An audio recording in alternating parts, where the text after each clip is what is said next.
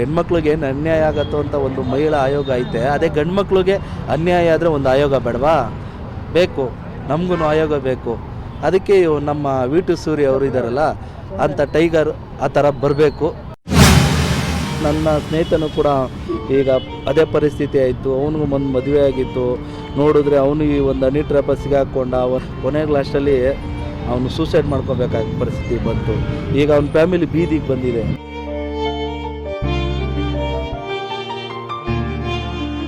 ಅಮಾಯಕ ಪುರುಷರಿಗೆ ತೊಂದರೆ ಆಗದಂಗೆ ಕಾಪಾಡೋಕ್ಕೆ ಆ ಥರ ಒಂದು ಆಯೋಗ ಇರಬೇಕು. ದಯವಿಟ್ಟು ನಾನು ಹೇಳೋದೇನೆಂದರೆ, ವಿ.ಟಿ. ಸೂರ್ಯ ಅವರು ಮಾಡ್ತಾ ಇರೋ ಒಂದು ಈ ಕಾರ್ಯದಲ್ಲಿ ದಯವಿಟ್ಟು ಎಲ್ಲರೂ ಕೈ ಜೋಡಿಸೋಣ. ಕೈ ಜೋಡಿಸಿ ಇವತ್ತು ಈ ಗಂಡು ಮಕ್ಕಳು ಎಲ್ಲ ಯಾರ್ಯಾರು ಪಾಪ ತೊಂದರೆ ಆಗ್ತೀರಿ, ಇವೆಲ್ಲ ಈ ಹೊರಗಡೆ ಬರಬೇಕು ಅಂದರೆ ಎಲ್ಲರ ಸಹಕಾರ ಬೇಕೇ ಬೇಕು. ಅವ್ರಿಗೆ ನಾವು ಬೆಂಬಲ ಕೊಡಬೇಕು. ಹೆಣ್ಮಕ್ಳಿಗೆ ಸುರಕ್ಷತೆ ಏನು ಕೊಡ್ತಾರೋ ನಮ್ಮ ಗಂಡು ಮಕ್ಳಿಗೂ ಅದೇ ಥರ ಕೊಡಿ. ಏನು ಗಂಡು ಮಕ್ಳುಗಳೇನು ಅವ್ರಿಗೇನು ಸುರಕ್ಷತೆ ಬೇಡವಾ? ನ್ಯಾಯ ಬೇಡವಾ?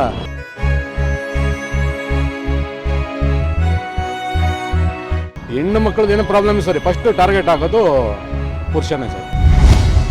ಗಾಯಗೊಂಡಿರೋ ಸಿಂಹದ ಉಸಿರು ಗರ್ಜನೆಗಿಂತ ಭಯಂಕರವಾಗಿರುತ್ತೆ.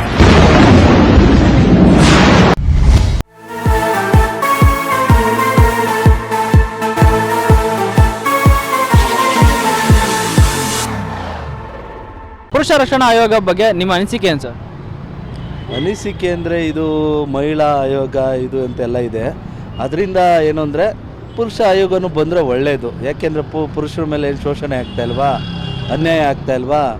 ಗಂಡು ಮಕ್ಳ ಮೇಲೂ ಅನ್ಯಾಯ ಆಗ್ತದೆ. ಯಾರು ಕೇಳ್ತಾವ್ರು ಅದನ್ನ? ಹೆಣ್ಮಗು ಮೇಲೆ ಒಂದು ಅನ್ಯಾಯ, ಹೆಂಗಸ್ರ ಮೇಲೆ ಅನ್ಯಾಯ, ಎಲ್ಲ ಧ್ವನಿ ಎತ್ತಾರೆ. ಆದರೆ ನಮಗೆ ಅನ್ಯಾಯ ಆದರೆ ಯಾರು ಧ್ವನಿ ಎತ್ತೋರು? ಇಲ್ಲಿ ನಾವು ಫೇಸ್ಬುಕ್ಕಲ್ಲಿರ್ಬೋದು, ಯೂಟ್ಯೂಬಲ್ಲಿ ವಿ.ಟಿ. ಸೂರ್ಯ ಅವರು ಆಲ್ರೆಡಿ ಇದ್ರ ಬಗ್ಗೆ ಎಲ್ಲ ಇದು ಮಾಡ್ತಿದ್ದಾರೆ. ನಾವು ನೋಡಿದ್ದೀವಿ. ತುಂಬ ಚೆನ್ನಾಗಿ ಕಾರ್ಯಕ್ರಮ ಮಾಡ್ತಾಯಿದ್ದಾರೆ. ವಿ.ಟಿ. ಸೂರ್ಯ ಅವರು ಆಲ್ಮೋಸ್ಟ್ ಎಲ್ಲರಿಗೂ ಒಂದು ನ್ಯಾಯ ದೊರಕಿಸವ್ರೆ. ನಾವು ನೋಡ್ತಾ ಇದ್ದೀವಿ ತುಂಬ. ಅವ್ರ ಥರ ನಮ್ಮಲ್ಲೂ ಯಾರು ಒಬ್ಬರು ಬಂದು ನಾಯಕರು ಇಲ್ಲಿ ಬರ್ತಾರೆ ಅಂತ ಕಾಯೋದಲ್ಲ. ನಮ್ಮಲ್ಲಿ ನಾವು ನಿಂತ್ಕೊಂಡು ಅವ್ರ ಜೊತೆ ಸಹಕಾರ ಕೊಟ್ಟರೆ ಇದು ಖಂಡಿತ ಬರುತ್ತೆ. ಅವರು ಮಾಡ್ತಾ ಇರುವಂಥ ಕೆಲವುಗಳನ್ನ ನಾವು ನೋಡ್ತಾ ಇರ್ತೀವಿ. ಎಲ್ಲರೂ ನೋಡಬೇಕು, ಪ್ರೋತ್ಸಾಹ ಮಾಡಬೇಕು. ಅವ್ರಿಗೆ ಬೆಂಬಲ ಕೊಟ್ಟಾಗ ನಾವು ಇದು ಸರ್ಕಾರದವರೆಗೂ ಹೋಗಿ ಬರಬೇಕು. ಸರ್ಕಾರನೂ ಗೊತ್ತಾಗಬೇಕು. ಸರ್ಕಾರನೂ ಕೂಡ ಇದನ್ನ ತುಂಬ ಇದು ಮನವಿನ ನೋಡಿ ಇದು ಸಲ್ಲಿಸಿ ಇದಕ್ಕೆ ಒಪ್ಪಿಗೆ ಕೊಡಬೇಕು. ಯಾಕೆ ಬರೀ ಮಹಿಳಾ ಆಯೋಗಕ್ಕೆ ಮಾತ್ರ ಕೊಡ್ತಾರೋ, ಈ ಗಂಡು ಮಕ್ಳಿಗೂ ಕೊಡಲಿ. ಯಾಕೆ ಗಂಡು ಮಕ್ಳಿಗೆ ಅನ್ಯಾಯ ಆಗ್ತಾಯಿಲ್ವಾ, ಶೋಷಣೆ ಆಗ್ತಾಯಿಲ್ವಾ, ಏನೇನೋ ತುಂಬ ಪ್ರಾಬ್ಲಮ್ ಆಗ್ತಾಯಿದೆ. ಆದರೆ ಯಾರ ಹತ್ರನೂ ಕೇಳ್ಕೊಳಕ್ಕಾಗಲ್ಲ. ಅರೆ ಒಂದು ಟೇಷನ್ಗೆ ಹೋಗಬೇಕು, ಏನಾರ ಅನ್ಯಾಯ ಅಕ್ರಮ ಮೋಸಗಳು ಅಂತ ಹೋದ್ರೆ ಟೇಷನ್ಗೆ ಮಾತ್ರ ಹೋಗಬೇಕೇ ಹೊರತು ಎಲ್ಲೂ ಕೇಳೋಕ್ಕಾಗಲ್ಲ. ಯಾರೂ ಅದಕ್ಕೆ ಬೆಂಬಲ ಕೊಡಲ್ಲ, ಯಾರೂ ಸಪೋರ್ಟ್ ಮಾಡಲ್ಲ, ಏನೂ ಇಲ್ಲ. ಅಂಥದ್ರಲ್ಲೇನು ಇದಕ್ಕೊಂದು ಆಯೋಗ ಅಂತ ಬಂದರೆ ಖಂಡಿತ ಈ ವಿ.ಟಿ. ಸೂರ್ಯ ಅವರು ಮಾಡ್ತಾ ಇರೋದ್ರಿಂದ ತುಂಬ ಜನಕ್ಕೆ ಒಳ್ಳೆಯದಾಗತ್ತೆ. ಅವ್ರ ಧ್ವನಿ ಎತ್ತಿರೋದು ತುಂಬ ಒಳ್ಳೆಯದು ಅಂತ ಅನ್ನಿಸ್ತದೆ.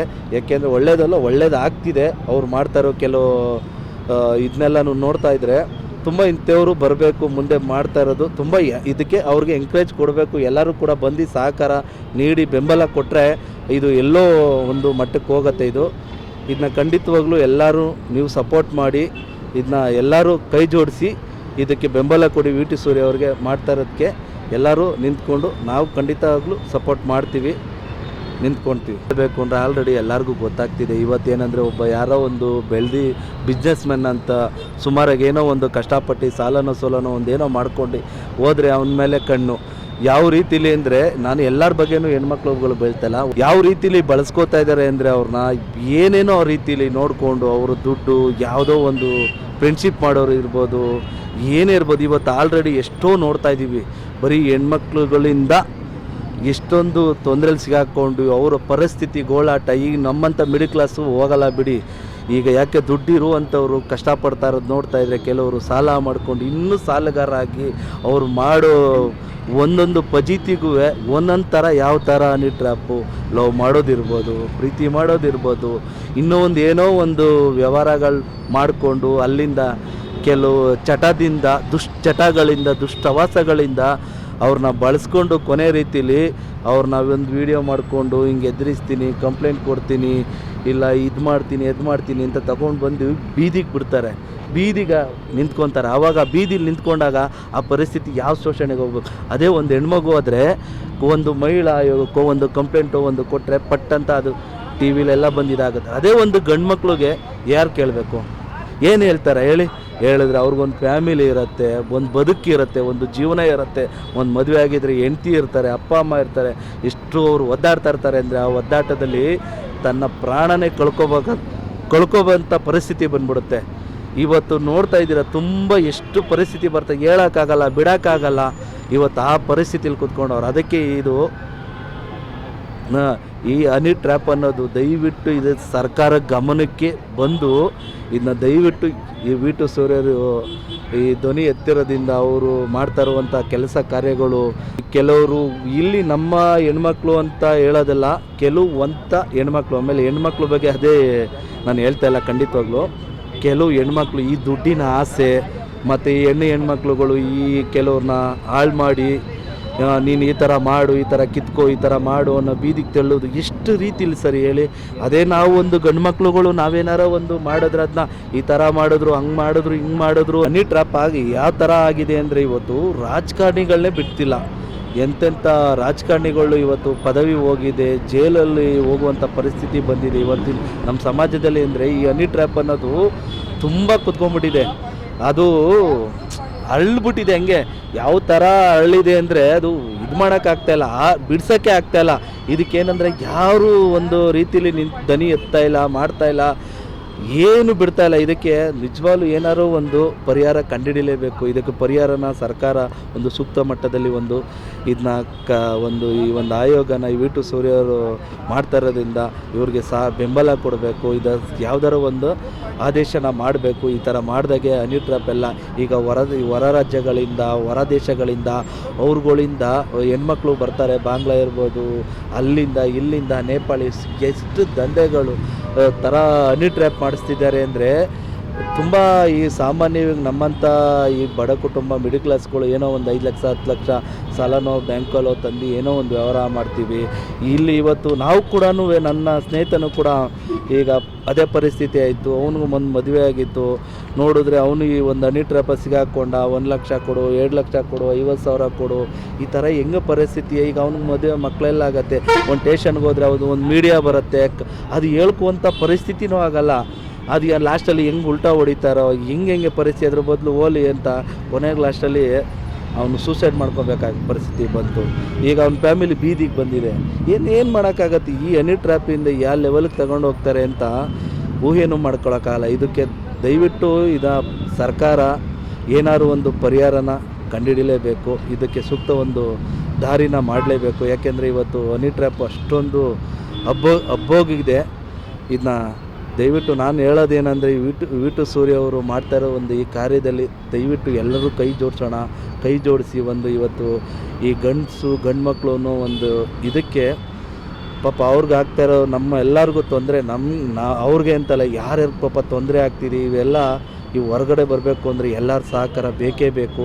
ಅವ್ರಿಗೆ ನಾವು ಬೆಂಬಲ ಕೊಡಬೇಕು. ಆವಾಗ ಇದು ಸರ್ಕಾರದ ಮಟ್ಟಿಗೆ ಇದು ತಲುಪಿ ಆ ಸರ್ಕಾರದಿಂದ ಒಂದು ಜಾರಿಗೆ ಮಾಡಬೇಕು. ಏನಾದ್ರು ಒಂದು ಒಳ್ಳೆಯ ಆದೇಶ ಬಂದು ಎಲ್ಲರಿಗೂ ನ್ಯಾಯ ದೊರಕಲೇಬೇಕು. ಪ್ರತಿಯೊಬ್ಬರಿಗೂ ಈ ಜೀವ ಅಂತ ಅಂದಮೇಲೆ ಹೆಣ್ಮಕ್ಳು ಗಂಡು ಮಕ್ಕಳು ಅನ್ನೋದೇನಿಲ್ಲ, ಎಲ್ಲರಿಗೂ ಒಂದು ಈ ಸಮಾನತೆ, ಈ ಅಂಬೇಡ್ಕರ್ ನಮ್ಮ ಸಂವಿಧಾನ ಮಾಡಿದ್ದು ಎಲ್ಲರಿಗೂ ಸಮಾನತೆಯ ಹಕ್ಕು ಅಂತ, ಎಲ್ಲರಿಗೂ ಸಮಾನ ನ್ಯಾಯ ಸಿಗಬೇಕು. ಏನೇ ಆಗಲಿ ಅನ್ಯಾಯ ಆಗ್ತಾ ಇರೋದನ್ನ ಗಂಡಸರಿಗೆ ದಯವಿಟ್ಟು ತಪ್ಪಿಸಬೇಕು. ತಪ್ಪು ಆಗಬಾರ್ದು. ಎಲ್ಲಿ ತಪ್ಪಾಗ್ತಿದೆ ಅದನ್ನ ತಪ್ಪನ್ನ ಕಂಡುಹಿಡ್ದು ದಯವಿಟ್ಟು ಇದನ್ನ ತಪ್ಪಾಗ್ತಾ ಇರೋದನ್ನ ಎಲ್ಲಿ ಕಂಡುಹಿಡ್ದು ದಯವಿಟ್ಟು ಒಂದು ಸರ್ಕಾರ ಎಲ್ಲ ಗಮನಿಸಬೇಕು. ಮತ್ತು ಜನತೆಗಳು ಎಲ್ಲರೂ ಕೂಡ ಇಂಥ ಒಂದು ಮಾಡ್ತಾರೋ ಒಂದು ಕಾರ್ಯಕ್ಕೆ ದಯವಿಟ್ಟು ಎಲ್ಲರೂ ಕೂಡ ಸಹಕಾರ ಕೊಟ್ಟು ನಾವು ಬೆಂಬಲಿಸಬೇಕು. ಆದ್ದರಿಂದ ದಯವಿಟ್ಟು ಎಲ್ಲರೂ ಬೆಂಬಲ ಕೊಡಿ, ಬೆಂಬಲಿಸಿ. ಏನಂದರೆ ಇವತ್ತು ಸುರಕ್ಷತೆ ಹೆಣ್ಮಕ್ಳಿಗೋಸ್ಕರ ಮಾಡ್ತಾ ಇರೋದು ಅಂತ ಆಯೋಜನೆಗಳು ಕೆಲವನ್ನೆಲ್ಲ ತುಂಬ ಇವತ್ತು ನಾವು ನೋಡ್ತಾ ಇದ್ದೀವಿ. ಓಕೆ, ಖಂಡಿತವಾಗ್ಲೂ ಹೆಣ್ಮಕ್ಳಿಗೆ ಸುರಕ್ಷತೆ ಏನು ಕೊಡ್ತಾರೋ ನಮ್ಮ ಗಂಡು ಮಕ್ಳಿಗೂ ಅದೇ ಥರ ಕೊಡಿ. ಏನು ಗಂಡು ಮಕ್ಳುಗಳೇನು ಅವ್ರಿಗೇನು ಸುರಕ್ಷತೆ ಬೇಡವಾ, ನ್ಯಾಯ ಬೇಡವಾ? ಹಂಗಂದರೆ ಹೇಳಿ. ಈಗ ಗಂಡು ಮಕ್ಳಿಗೆ ಹೆಣ್ಮಕ್ಳಿಗೆ ಏನು ಅನ್ಯಾಯ ಆಗತ್ತೋ ಅಂತ ಒಂದು ಮಹಿಳಾ ಆಯೋಗ ಐತೆ, ಅದೇ ಗಂಡು ಮಕ್ಳಿಗೆ ಅನ್ಯಾಯ ಆದರೆ ಒಂದು ಆಯೋಗ ಬೇಡವಾ? ಬೇಕು, ನಮಗೂ ಆಯೋಗ ಬೇಕು. ಅದಕ್ಕೆ ನಮ್ಮ ವಿ2 ಸೂರ್ಯ ಅವರು ಇದ್ದಾರಲ್ಲ ಅಂಥ ಟೈಗರ್ ಆ ಥರ ಬರಬೇಕು ಖಂಡಿತವಾಗ್ಲೂ. ಆವಾಗಲೇ ನಮಗೂ ಕೂಡ ಗಂಡು ಮಕ್ಳಿಗೆ ಒಂದು ನ್ಯಾಯ ಸಿಗತ್ತೆ. ಸರ್, ಪುರುಷ ರಕ್ಷಣಾ ಆಯೋಗ ಬೇಕು ನಮಗೆ.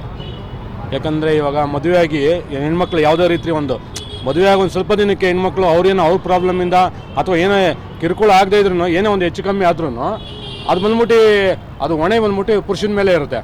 ಅವ್ರ ಹೆಣ್ಮಕ್ಳು ಅಪ್ಪ ಅಮ್ಮ ಅದು ಏನೇ ಪ್ರಾಬ್ಲಮ್ ಆಗಿದ್ರು ಸರಿ, ಫಸ್ಟ್ ಹೋಗೋದು ಗಂಡನ ಮೇಲೆ. ಗಂಡ ಸರಿ ಇಲ್ಲ, ಅವನ ಮೇಲೆ ಇಲ್ದಿರೋಲ್ಲ ಕೇಸೆಲ್ಲ, ಅದನ್ನ ಅವ್ನು ತಪ್ಪು ಮಾಡೋನೋ ಇಲ್ಲೋ ನೋಡೋಲ್ಲ. ಫಸ್ಟ್ ಅವನ ಮೇಲೆ ಟಾರ್ಗೆಟು ಪುರುಷ. ಅವ್ನು ಮದುವೆ ಆಗಿರ್ತಾನಲ್ಲ ಅವನು ಎಷ್ಟು ಪ್ರೀತಿಸಿ ಯಾವುದೇ ರೀತಿ ಮದುವೆ ಆಗಿರ್ತಾನೆ ಸರಿ, ಏನೇ ಪ್ರಾಬ್ಲಮ್ ಹೆಣ್ಣು ಮಕ್ಕಳದ್ದು ಏನೇ ಪ್ರಾಬ್ಲಮ್ ಸರಿ, ಫಸ್ಟ್ ಟಾರ್ಗೆಟ್ ಆಗೋದು ಪುರುಷನೇ ಸರ್. ಅದೇ ಕೆಲವೊಂದ್ಸಲಿ ಅವ್ನು ತಪ್ಪು ಮಾಡಿರ್ತಾನೆ, ಕೆಲವೊಂದ್ಸಲಿ ಮಾಡಿರಲ್ಲ. ತಪ್ಪು ಮಾಡಿದ್ದಾಗ ಶಿಕ್ಷೆ ಆದ ಸರಿ, ತಪ್ಪು ಮಾಡದೇ ಇದ್ರೂ ಇವ್ರು ಟಾರ್ಗೆಟ್ ಪುರುಷನ ಮಾಡ್ತಾರೆ. ಅದರಿಂದ ಪ್ರಾಬ್ಲಮ್ ಆಗೋದು ಪುರುಷರಿಗೆ. ಅದರಿಂದ ಈ ಥರ ಒಂದು ಪುರುಷ ರಕ್ಷಣಾ ವೇದಿಕೆ ಅಂತ ಒಂದಿದ್ರೆ ಒಳ್ಳೆಯದು. ಅಂದರೆ ಒಳ್ಳೆಯವ್ರಿಗೆ, ಕೆಟ್ಟವ್ರಿಗಲ್ಲ, ಒಳ್ಳೆಯವ್ರಿಗೆ ಇದ್ದರೆ ಅದು ಒಳ್ಳೇದಲ್ಲ ಸರ್. ಇವಾಗ ಮಹಿಳಾ ರಕ್ಷಣಾ ಆಯೋಗ ಇದ್ದಂಗೆ ಪುರುಷ ರಕ್ಷಣಾ ಆಯೋಗ ಇದ್ರೂ ಒಳ್ಳೇದು ಸರ್. ಅದು ಒಳ್ಳೇದು. ಯಾಕಂದರೆ ಅಮಾಯಕ ಪುರುಷರಿಗೆ ತೊಂದರೆ ಆಗದಂಗೆ ಕಾಪಾಡೋಕ್ಕೆ ಆ ಥರ ಒಂದು ಆಯೋಗ ಇರಬೇಕು. ಎಲ್ಲ ಮಕ್ಕಳದ್ದು ಇದೆ, ಹೆಣ್ಮಕ್ಳದ್ದು ಇದೆ, ಪುರುಷದೊಂದಿದ್ರೆ ಒಳ್ಳೇದು ಅಂತ.